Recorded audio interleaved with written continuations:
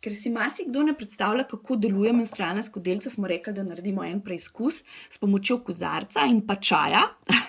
Če si lahko predstavljamo, da je tukaj maternični vrat, s katerega v bistvu kaplja tekočina in menstrualna tekočina, in če jo samo recimo obrnemo, vidimo, da v bistvu tale menstrualna skodelica vse lepo ujame in lepo zbira tekočino, namesto da jo absorbira.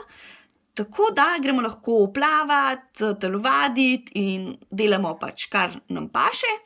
Tako da dejansko stvar lepo funkcionira in deluje.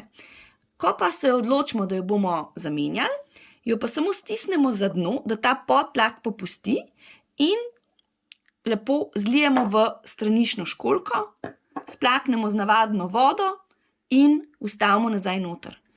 Tako da stvar funkcionira in deluje.